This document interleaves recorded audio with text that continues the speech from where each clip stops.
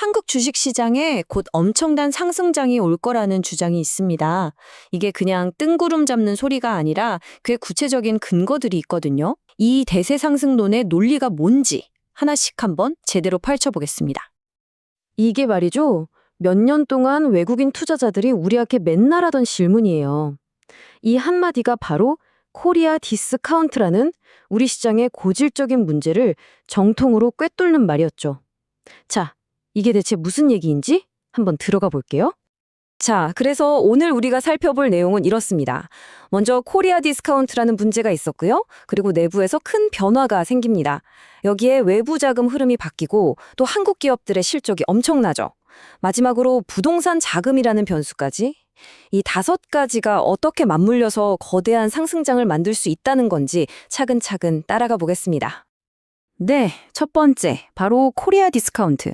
이 망설임의 역사부터 시작해보죠. 이 얘기를 하려면 과거를 좀 돌아봐야 해요.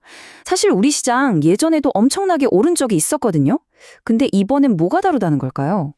자료를 보면요. 과거에 코스피가 200% 넘게 폭등했던 정말 역사적인 강세장이 2번 있었습니다. 80년대 후반하고 2000년대 중반에요. 근데 흥미로운 공통점이 있습니다. 두 시기 모두 우리나라의 민주주의가 크게 발전하던 때였거든요. 이게 외국인들한테는 이 나라는 믿을만하다는 강력한 신호를 줬던 거죠. 그러니까 문제의 뿌리에는 항상 이 코리아 디스카운트가 있었던 거예요. 뭐 여러 이유가 있지만 진짜 근본적인 원인은 이거였습니다. 아니 우리나라에서 돈이 제일 많은 기관, 소위 말하는 큰 손들조차 우리 주식을 안 사고 외면하고 있었다는 거죠. 그런데 말이죠. 이 근본적인 문제가 정말 기념비적인 변화를 맞이하게 됩니다. 두 번째, 내부의 변화. 거인이 돌아왔습니다. 바로 국민연금의 방향전환 이야기인데요. 한번 보시죠. 이게 정말 중요한데요. 우리나라 최대 투자자, 사실상 최고의 큰손이죠. 바로 국민연금이 정말 오랜만에 정책 방향을 완전히 틀었습니다. 예전에는 국내 주식 비중을 줄이겠다고 했는데 이제는 공식적으로 다시 사겠다, 비중을 늘리겠다고 선언한 겁니다. 근데 여기서 진짜 중요한 건요. 몇 조를 더 산다, 이런 구체적인 금액이 아니에요. 바로 이 방향 자체가 바뀌었다는 겁니다. 이게 전 세계 투자자들한테 보내는 신호가 어마어마한 거죠. 우리도 우리 시장을 믿는다. 바로 맨 처음에 나왔던 그 질문, 니네도 안 사는데 왜 우리가 사냐는 그 질문에 대한 확실한 대답이 되는 셈입니다. 자, 이제 분위기가 바뀌었죠. 우리나라 최대 투자자가 사자로 돌아섰습니다. 근데 진짜 상승장이 오려면 외국인 돈이 들어와야 하잖아요? 그런데 정말 신기하게도 타이밍이 딱 맞게 글로벌 자금들이 지금 새로운 투자처를 찾아 대이동을 시작했습니다. 이 그래프를 보시면 딱 감이 오실 거예요. 2025년 들어서면서부터 글로벌 자금 흐름에 큰 변화가 생겼어요. 좀 불안해진 미국 시장에서 돈이 빠져나와서 한국 같은 성장 가능성이 높은 시장, 바로 신흥시장 쪽으로 돈이 막 몰려들고 있는 거죠. 수익률 차이가 확연하죠? 이게 그냥 그럴 것이다 하는 예측이 아니에요. 지금 실제로 벌어지고 있는 일입니다.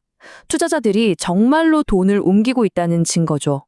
신흥시장에 투자하는 펀드, ETF로 들어오는 돈이 사상 최고치를 찍고 있다는 건 이건 글로벌 자금 흐름의 판이 닦이고 있다는 아주 강력한 신호입니다. 오케이. 그럼 이제 전 세계 투자자들이 신흥시장을 둘러보고 있어요. 어디에 투자할까 하고 말이죠. 근데 그중에서도 왜 하필 한국이냐? 왜 한국 시장이 유독 돋보이는 걸까요? 답은 아주 간단하면서도 정말 압도적입니다. 바로 실적입니다.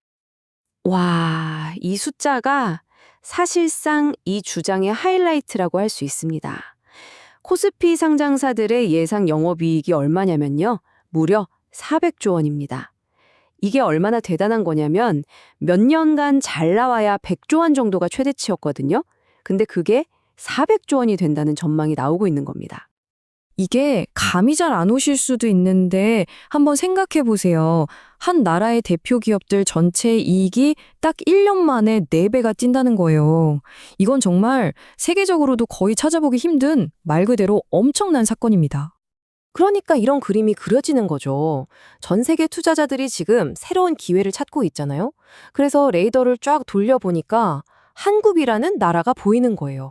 이익은 신흥시장 중에서 제일 많이 늘어날 것 같은데 주식 가격은 아직도 너무 싼 거죠. 심지어 환율도 외국인들이 사기에 유리하고요. 이건 뭐 완벽한 조합 아닙니까? 자, 정리해볼까요?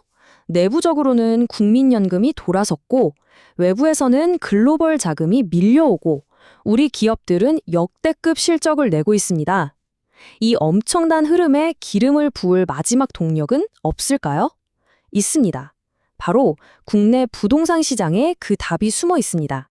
최근 정부 정책을 보면 특히 집을 여러 채 가진 다주택자나 아주 비싼 집을 가진 사람들에 대한 압박이 강해지고 있어요. 세금 혜택은 없애고 가지고만 있어도 내야 하는 세금, 즉 보유세는 올리겠다고 계속 신호를 보내고 있죠. 한마디로 이제 부동산으로 버티기가 점점 힘들어지는 환경이 만들어지고 있다는 겁니다. 자, 그럼 여기서 아주 중요한 질문이 하나 생기죠. 만약에 이 사람들이 집을 팔기 시작하면 어떻게 될까요? 이 부동산 시장에서 풀려나는 수십, 수백 조에 달하는 이 엄청난 돈은 과연 어디로 갈까요?